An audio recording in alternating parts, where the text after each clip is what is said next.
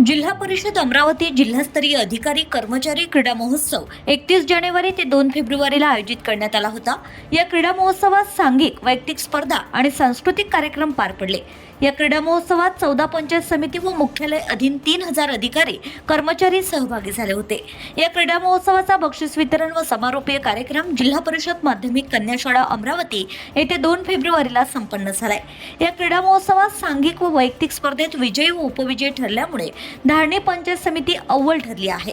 सांस्कृतिक कार्यक्रमात नांदगाव खंडेश्वर विजयी तर धारणी पंचायत समिती उपविजयी ठरली आहे। धारणी पंचायत समितीला जनरल चॅम्पियनशिप दी अमरावती जिल्हा परिषद शिक्षक सहकारी बँकेकडून देण्यात आलाय।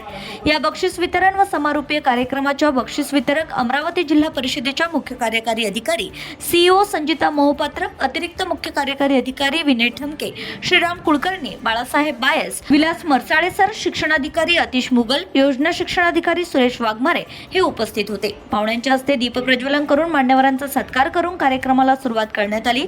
या 3 दिवसीय क्रीडा महोत्सवात सांघिक खेळ, वैयक्तिक खेळ, दिव्यांग वैयक्तिक खेळ, सांस्कृतिक कार्यक्रम पार पडले। सर्व विजयी व उपविजयी खेळाडू स्पर्धकांना ट्रॉफी, प्रमाणपत्र देण्यात आले।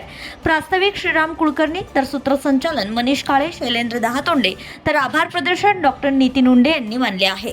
कार्यक्रम यशस्वी करण्याकरता विविध समित्यांचे प्रमुख, उपप्रमुख, सदस्य यांचं सहकार्य लाभलंय। Bureau report RCN news.